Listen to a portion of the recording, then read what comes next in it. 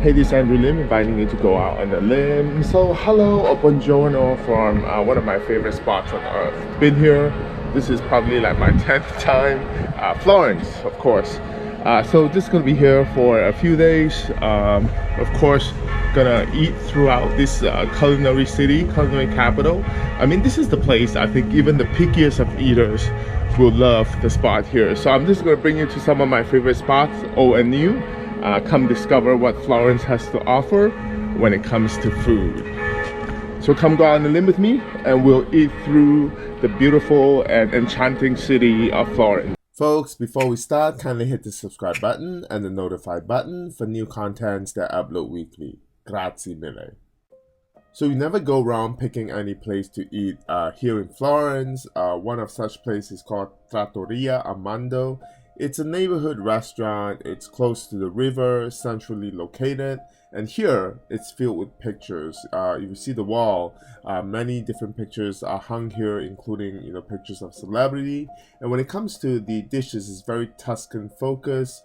You have your appetizers, you have your first, as well as your pasta dishes, and also soup, because Tuscan dishes focus on soup as well.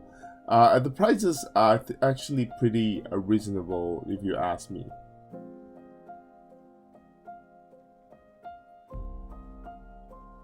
So the deep fried calf brain actually got my attention. It's a very Tuscan thing, I have to say.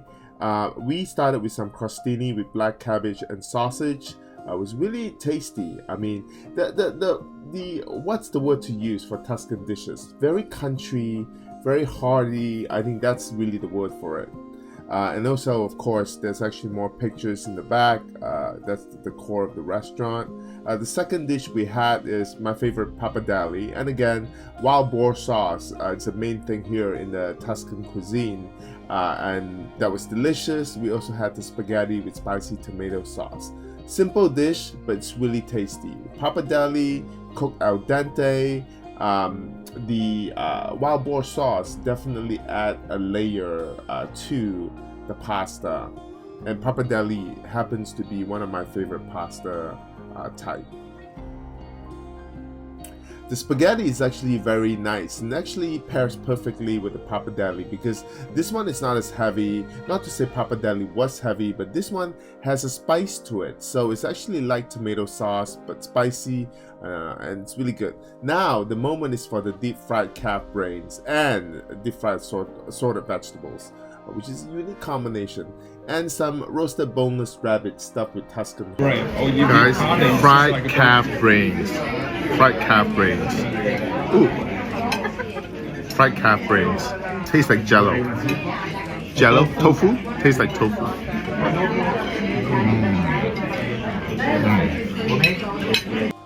For the dessert, we went with the classic tiramisu. Can never go wrong with tiramisu in Italy, I have to say. And this one actually really good. I mean, it's kind of deconstructed in a bit, but it's really tasty. Now, Trattoria or Osteria Vecchio Cancello is another place that I went to here. It's a bit further out from the downtown area, but it's actually worth the trip, because you feel like, I mean, you're eating in someone's living room in Tuscany. It's a very Tuscan feel decor. There are tables in the back as well as out front, with a kitchen that is, semi-exposed. I wouldn't say a fully open kitchen. The menu itself, there's the antipasti, the salads, as well as your first course and the second course. And it's very meaty, as well as there's good balance, I have to say. It's meaty and the vegetables, and of course, you're in Tuscany, so it's wine galore. A great selection of wine you can actually find here at this restaurant. We started our first dish with this very Tuscan dish. It's egg poached in room temperature with bacon and shaved truffle. I have to say, the room temperature, they can turn it up a notch, because it's actually a bit cold. I think that's the complaint I have with this dish, because the truffle is actually amazing. The next dish was the peachy pasta with guinea fowl meat sauce. We also have grilled beef tenderloin, because they're known for this. Pork sausage with baked beans, a side of mushroom, and also a side of vegetables. Tuscany, it's all about their beans and their meat, I have to say. But this peachy pasta with the guinea fowl meat sauce was really good.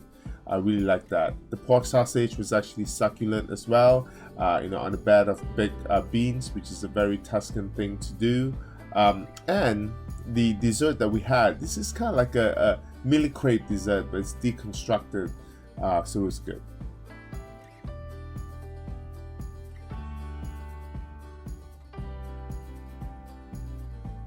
Now it's time to eat at the oldest restaurant in Florence, and that restaurant is named Buca Lati. Yes, really popular in Florence.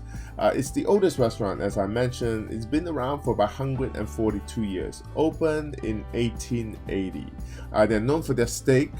Here in the wide exposed kitchen, you see staff buzzing around. The dining room is really unique as well. It's kind of like in a tunnel.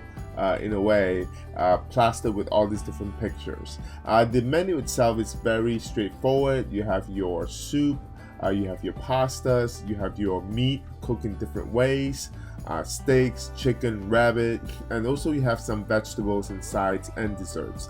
We went with the pappardelle with wild boar sauce because we really like the wild boar sauce, and also the pumpkin gnocchi, which is a very seasonal thing, and it was really good. The pumpkin gnocchi. It's one of the best I've actually had, I have to say.